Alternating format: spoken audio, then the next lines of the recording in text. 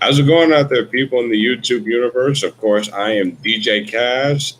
Yes, I am actually back here doing a video for the first time in months. But believe it or not, I'm actually here to not only do a wrestling talk preview, but also it involves Impact fucking wrestling, if you can believe it or not.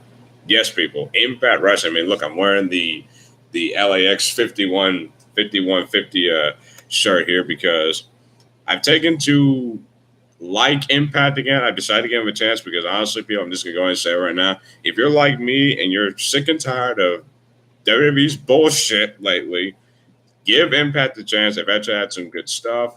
I mean, I wanted to do more reviews on the shows, but I just moved into my new place, so I'm just trying to figure everything out. But yes, let me just go and get this talk out of the way. This is, of course, my TNA Slammiverary 2018 preview. Of course, we got that pay per view this Sunday on July 22nd. I heard that they sold out the place, and I think that's actually tremendous news, especially given how much people actually invest in Impact. So good for them, like really good for them.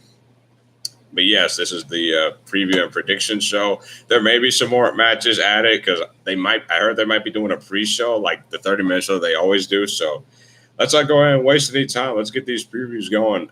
First match, and I'm going off the Wikipedia, people, so please bear with me. We got Tessa Blanchard one-on-one with Allie. This match was really brought up last week because apparently Allie was helping out Madison Rain and like that debacle that was a tag team match a couple weeks ago. And let me tell you something. When I saw Allie like throw Tessa Blanchard like right out of the gate into the barricade, like she threw her a hard. But yes, yeah, this match, I gotta say, the Knockouts division is really interesting in Impact Wrestling right now because it's like they have some people, but it's like I feel like I'm seeing the same people. But I know we're gonna get like Allie, for example, has had her run, so I don't really know like why she's getting so much of us, but I like her. In fact, she's going to be with us because I actually intern from AML Wrestling, and she'll be part of our show. So be sure to check that out. Yeah, I'm about to gonna go ahead and give Tessa Blanchard the win because honestly, I like her. She's good in the ring. She knows what she's doing. People WWE wanted to get her, but for some reason she wouldn't. I will say though, the one thing that's really off with Tessa Blanchard for me right now is the way she recites her promos. Like, I don't know why she feel like she has to shout every single time when she does a freaking promo. I don't know why she feels she needs to do that. And honestly, if I was Impact, I don't care if Tessa Blanchard's a face or heel. Whoever wins that Knockout Championship match, I'm immediately inserting into the title picture afterwards. Whoever comes out, either it's Su Young or Madison Rain. And speaking of them, let's go on and move on to that. Su Young versus Madison Rain should be defending her Knockouts Championship in this match.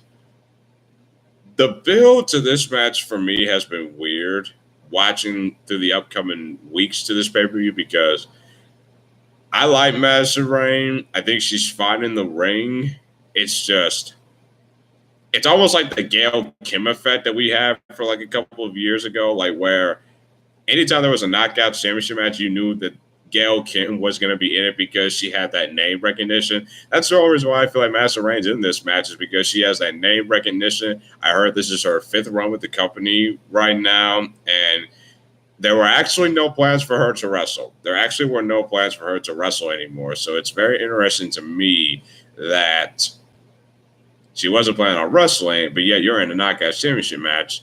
I don't like the fact that she had to beat Taya Valkyrie because I think she's getting better. I definitely don't like the fact that she beat Tessa Blanchard twice because we had to portray Madison Rain as she's the underdog because she wasn't planning on wrestling again. I think this match will be good. It's good to see Su Young. We all know the issues that she's had with her husband, Rich Swann, which I will definitely get to him later. But it's good to see her just fine doing her thing as the Knockout champion. I really liked her angle with Rosemary because we haven't seen Rosemary since, and I guarantee you that'll be something that's like brought back up in the future. I hope they have a match at Bound for Glory if we get a pay-per-view for that this year. I think we're getting a Bound for Glory, so I hope it's Suya versus Rosemary. But as far as this match, I gotta go with Su Yung because, I mean, there's just way too much stock in Su Yung being the champion. And you're probably gonna hear me say that throughout this preview and predictions of how there's stock in all these champions that they got right now. But yeah, I got Su Yung winning this. And speaking of, what's the next match that we have on this card? Oh yeah, let's go ahead and talk about Su Yun's husband. We got this fatal four-way featuring Johnny Impact, Rich Swann, Taiji Ishimori, and Ray Phoenix of Lucha Underground. This match, I have no doubt, will be good. I just wish there were stakes to it because you got a fatal four-way with all these guys who are fantastic, but yet there's not a number one contendership match at it. It's not like a four-corner elimination style. Like, I'm happy we're getting the match. I just wish that, and they may add stakes to this because I'm recording and doing this before we even get to the go-home show for Impact. But I do think that there might be stakes added to this. Maybe the winner gets an X Division or a world title shot. I do think it should be a world title shot. But either way, they need to add stakes to this match. I have no doubt that this match will be good. Ray Phoenix and Rich Swann recently had a match that tore the freaking house down. I actually heard a "This is awesome" chant in the Impact Zone. That should tell you where Impact's at right now in their state of mind, and definitely good for them. So I'm going to go with... I would go with Rich Swann just to keep his momentum going. But I have a feeling they're going to give it to Johnny Impact because of the Johnny Impact thing. And maybe they want to do like an Aries or Impact world title feud heading into Bound for Glory if we get to that, but more on that later. But yeah, real quick, I am happy to see Rich Swann I'm glad he has his issues worked out. I wish he was with WWE right now in the 205 Live brand the way it is right now. But hey, I'm glad the guy's back and he hasn't quit on wrestling. So good for Rich Swann. Let's go ahead and talk about the first championship match that we got. Brian Cage getting a shot at Matt Seidel's X Division Championship.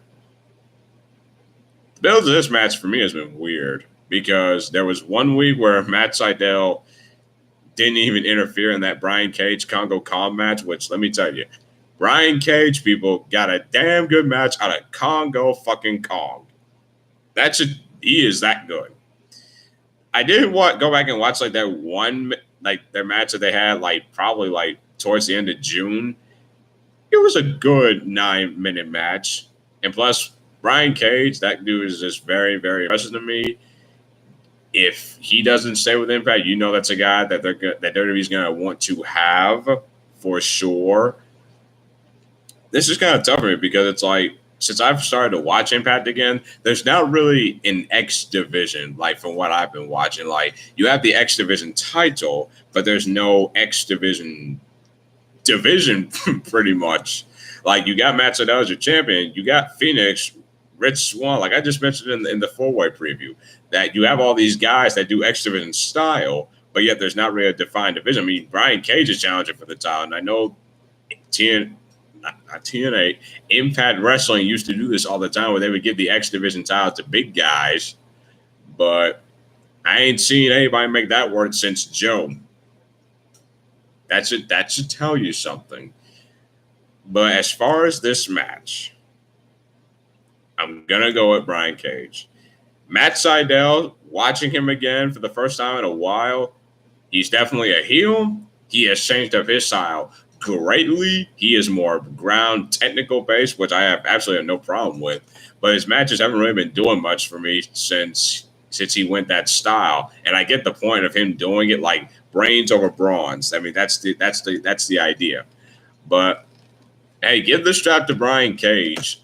See what you got in the guy. Actually give him something. Which honestly, in a case like this, you would put a mid-card title on a Brian Cage, but since the X Division title pretty much is the mid-card belt by default, you have no choice but to actually give him the X Division title. And honestly, he could probably have some damn good matches like a Phoenix. I mean, I could see that.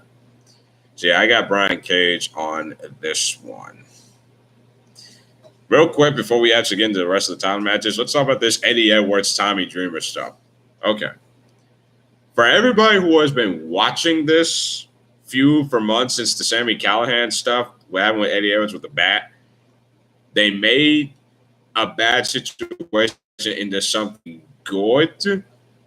I will say this has definitely run its course because you can only go so long with what Eddie Edwards is doing, like going with the whole craze thing, especially when Sami Callihan's not even involved with him anymore. Like, it's just Tommy and Eddie, pretty much. And I did like Tommy Dreamer's promo where he was like, "You think I'm fucking your wife? She's 25 years old. Have you seen me?" Tommy Dreamer really never misses a beat. And I can also see why people who are getting tired of his story that have seen it a while. But from what I've seen, I personally have enjoyed it. I actually like the Impact's doing their feuds in other promotions because when you do these tapings, you're going to see people for 1 week and you're not going to see them the next. So at least everybody gets on the show, so to speak, and it gets Impact's name out there. I'm just going to go ahead and give the win to Eddie Edwards. I mean, this is a House of Hardcore match, which honestly, no disrespect to Tommy Dreamer, but the only time he's good these days is when he's in these type of matches. I mean, people, let's be honest, it's Tommy Dreamer. I mean, you can always get a good hardcore match, no DQ match out of him. So, yeah, it's definitely to hide his flaws, I'll say that much. But I do think this is going to be a good match. It's going to be it probably should be the most brutal match on this show this Sunday. So, yeah. I'm definitely going with Eddie Edwards. And as far as what happens after this, I hope it's a situation where Eddie Edwards wins, but he comes to his senses. Like, you're right. Like you were completely right. And they just forgive each other because you got to put a cap on this thing somehow. And I think that's the only way you can do it. Okay. Let's talk about this third championship match I got right here, which if you can tell by my t-shirt, I am absolutely pumped for. LAX's Santana and Ortiz, accompanied by Conan, will take on the OGs of Homicide, Hernandez with Eddie Kingston, the King, in a 51-50 street fight. And I think it's for the tag team titles. They didn't really say it. They'll probably explain that tomorrow night. But I'm just going to go with and say it's a tag team title match because it probably is. For an old school fan like me that's been on and off with this company and that's actually seen Homicide Hernandez from back in the day, this is old school LAX versus new school LAX for me. This is actually my most anticipated match on this show because it's the young versus the old school versus new school, Hernandez and Homicide versus Santana and Ortiz.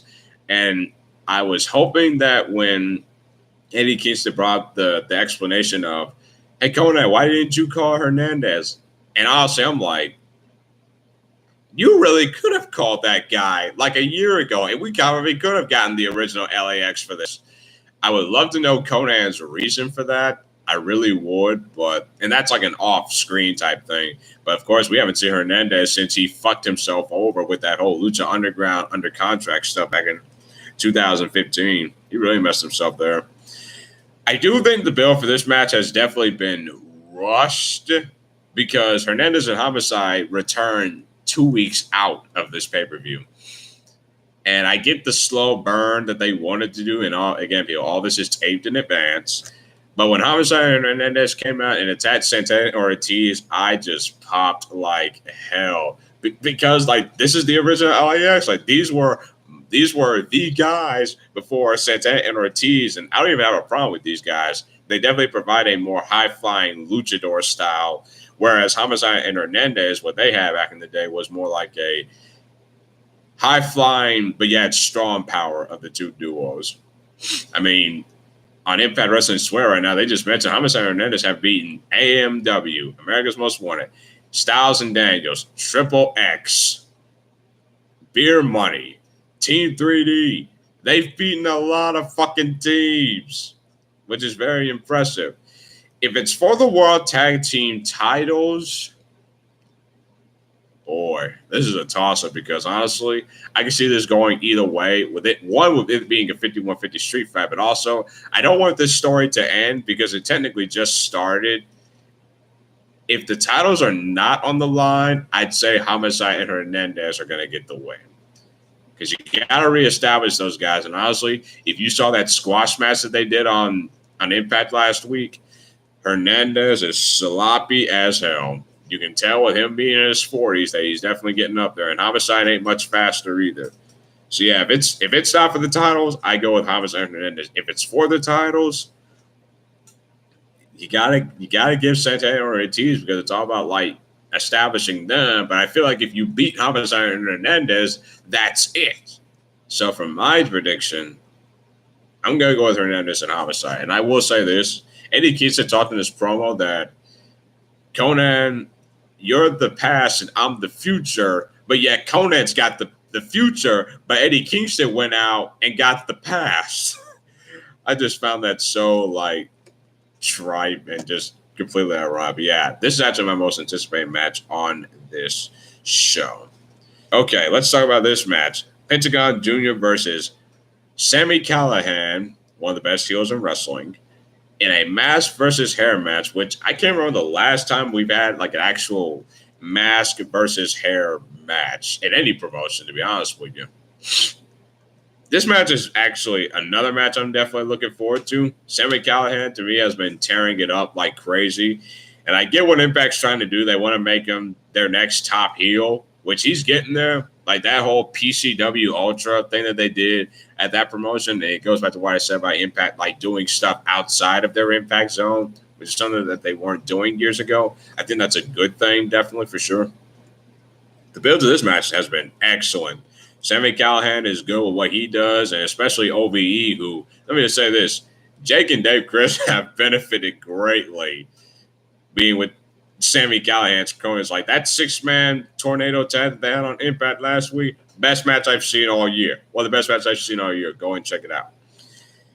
But yes, I think it's a foregone conclusion that Pentagon's winning this, because this is one of those weird things. It's like, this match makes sense. This stipulation makes sense.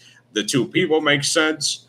But it wouldn't make sense to take that mask away from Pentagon because of the Lucha Underground thing. And honestly, it's like if you take the mask from him and you're watching Pentagon on Lucha Underground with his mask on, plus they're not going to desecrate that fucking thing. I mean, they got way too much in stake.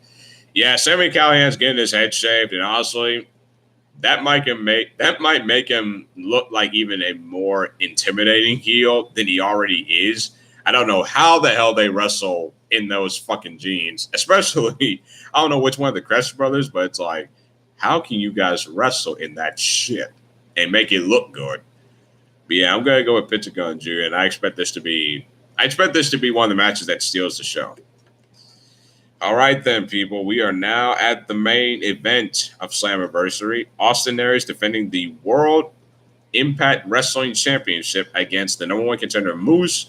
Moose defeated Eli Drake, I think, last month to become the number one contender. He calls himself Mr. Impact Wrestling. I personally find that corny as hell, but he's making it work. Every time I see Austin Aries in this series, I'm just like, damn. WWE, you guys are fucking idiots. Impact Wrestling is letting Austin Aries be AA. They're letting him be Austin Aries, and unfortunately for them, it's like Aries has got way too much of an ego. Like you can tell, he's got way too much pride in himself as a wrestler to not be on top. And I'm glad Impact Wrestling has put him on top. I wasn't a big fan of his introduction back into the company when he defeated Eli Drake for the title. I get why they did for shock value. Here's the thing. I have absolutely loved the build to this match. I like getting Moose's background story, the fact that he wasn't like completely in love with NFL football. It's just something that he fell into, which really happens in real life for a lot of people. Sometimes you get in a career that you may not necessarily want, but it's something that you're good at, and so you stick around in. And Austin Aries, I will say this, he's been taking a lot of jabs at like former NFL stars. And I guarantee you that Aries is one of those wrestlers that's like, he may not personally admit this, but I think in the back of his mind, he's like, I'm not going to let this former NFL star come and take my spot because he's a former national athlete in the football league. Whereas I'm an actual wrestler. This is what I wanted to do. This is something that he chose. This is something the second option that he chose to do. I'm not going to let this sports athlete take my spot that should be a wrestler's. That's the way this whole feud has pretty much been about. Is Austin Aries is taking jabs at Moose because he failed at his first job, and now he's trying to come in and think he can succeed in the second job. It's a simple, basic story. Aries has honestly been the one that's been carrying this thing with the promos, because that one promo, I forget, and I wish I remember, that line when he brought out, after Moose is defeated, he can go see if the XFL needs a shitty linebacker. Like, you talk about taking shots. That's probably line of the year. And also, there's attacking D'Angelo Williams, and we're going to see the fallout of that, but you kind of knew that was coming. Aries is just good in this role. He's good as world champion. Now, the thing about this is that if Aries had not lost the belt at Redemption back at the end of April to like Pentagon and Jr., where Pentagon only had like a 2-week run, I would say Moose should win this. However, since Aries literally just won the belt back last month, I think there's way too much stock in Aries being the world champion for them than Moose right now. And I get that if you give Moose the belt, you're giving the guy a run and you want to see what you have with him. But Impact Wrestling is just taking such a nice new direction. I think you really need to keep the belt on Aries, because I think it's the experience factor, because we really don't know. Moose was the Impact Grand Champion, but people, it was the Impact Grand title. He tried to think it meant something, which in hindsight it didn't. And now with that title retired, this is definitely going to be a good match. I think Aries is definitely going to be able to pull something out of Moose, and this is definitely Moose's opportunity to really show the company what he has to offer them, especially for the future, especially if he decides to stay for like another year or two, because people, unfortunately, the end goal for a lot of wrestlers is WWE, and I think he would want to be a world champion before he left Impact Wrestling. So I think they'll give him a run. I just don't think it'll be happening this Sunday. If I was them, keep the belt on Aries, Moose, and just Aries make Moose look good, and maybe Moose can win it at Bound for Glory in like a journey to the title. Because honestly, that's another thing with Moose. He's a big guy babyface, and it's hard to book a guy who is, especially your world champion, that you don't think is an underdog, even though he's only been in the game for 5 years. Like, Moose is a big son of a gun. In fact, again, I'm going to plug this. He is going to be at AML Wrestling's Confrontation, AML versus Impact Wrestling. Moose will definitely be there. Again, if you are in the area, come check us out on July the 20th. Well, actually, no, July 30th. Either the 30th or the 29th. But I will get it right. But yeah, back to this match. Again, if I was them, I keep the belt on Aries. Yes, people, that is it for me. That was my TNA preview and predictions. Let me know down in the comment section after this video gets posted. Let me know what you think. Really thinking about doing a review of this show. We'll see what happens there, but let me know how I did. I'm DJ Cass, and I will talk to you later. Later days.